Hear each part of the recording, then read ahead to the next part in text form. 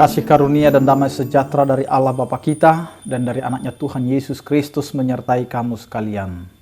Amin. Bapak, Ibu, dan saudara-saudara yang dikasihi oleh Tuhan kita Yesus Kristus dimanapun kita berada, untuk mengawali aktivitas kita di akhir pekan ini, marilah kita mendengarkan firman Tuhan yang tertulis dalam Kejadian pasal 2 ayat yang ketiga. Demikianlah dikatakan.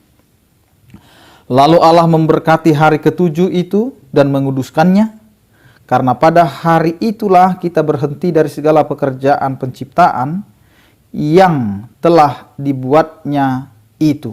Demikian firman Tuhan.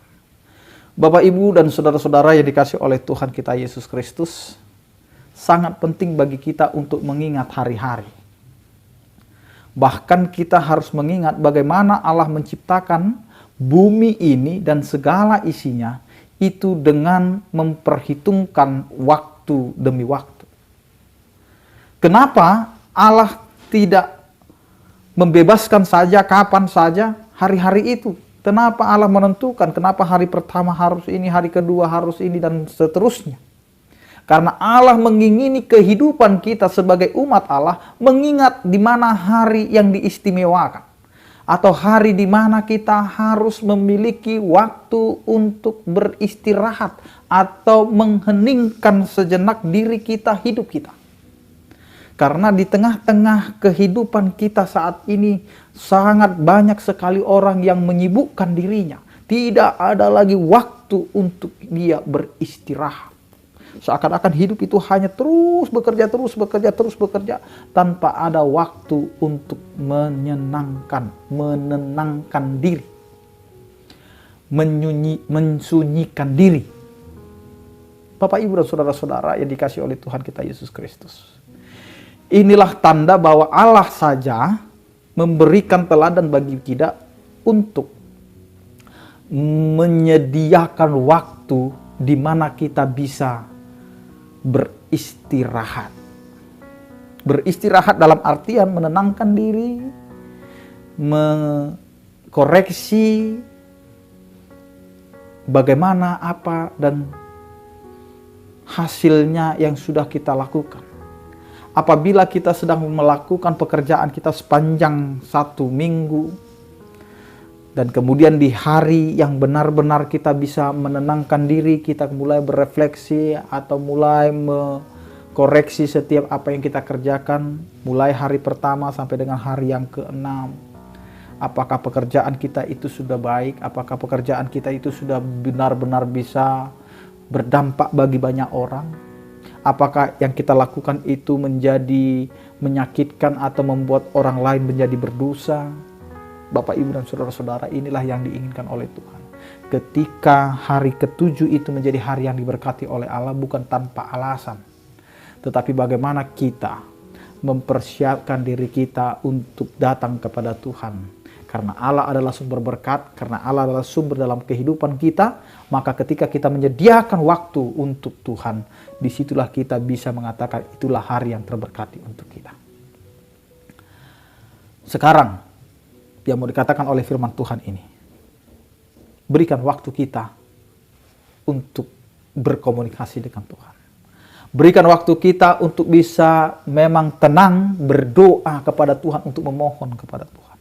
Karena kita harus meminta berkat dari Tuhan, dan kita juga meminta kekudusan dari Tuhan, karena setiap apa yang kita lakukan selalu berkaitan dengan berkat Tuhan. Pekerjaan kita, rumah tangga kita, dan setiap apa yang kita sekarang sedang lakukan, maka mintalah kepada Tuhan berkat, supaya apa yang kita lakukan yang sesuai dengan kehendak Allah itu diberkati. Dan kita juga tidak jatuh ke dalam keberdosaan, tetapi kita juga meminta kekudusan. Karena itulah Allah menjadikan hari ketujuh itu adalah hari yang diberkati dan dikuduskan oleh Allah, karena disitulah waktunya manusia bisa berbicara, bisa menenangkan diri, bisa menyediakan waktu untuk Tuhan. Karena waktu itu disediakan agar kita mengingat, harus ada waktu memang yang benar-benar kita persiapkan untuk Tuhan. Sehingga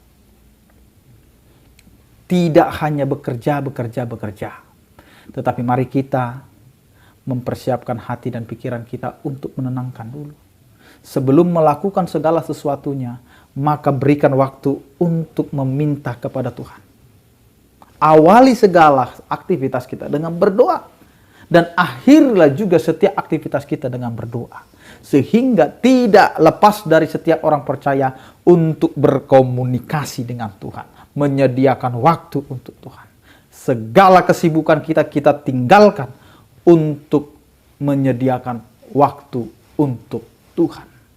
Amin. Kita berdoa. Terima kasih Tuhan. Engkau adalah Allah yang telah memberikan kesempatan kepada kami di setiap waktu kehidupan kami. Namun terkadang kami yang tidak bisa menyediakan waktu kami untuk bisa bersekutu dengan Engkau, untuk bisa dengar-dengaran dengan Engkau. Tapi Engkau adalah Allah yang penuh cinta kasih, yang selalu memberikan waktu untuk kami. Karena itu Tuhan, ajari kami dan ampunilah kami, serta kasihilah kami Tuhan. Karena kami belum mampu memberikan waktu yang baik untuk-Mu. Memberikan waktu kehidupan kami untuk-Mu.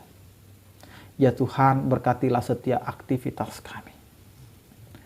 Pekerjaan kami dan hari-hari kami. Ketika kami harus menjalani akhir pekan ini bersama dengan keluarga.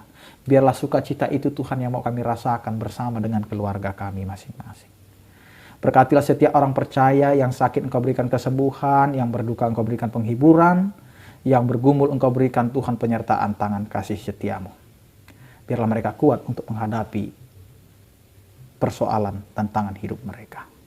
Terpujilah Engkau ya Tuhan dalam Kristus Yesus Tuhan kami.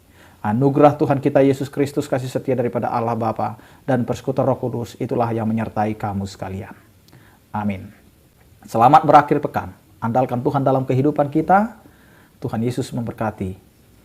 Horas.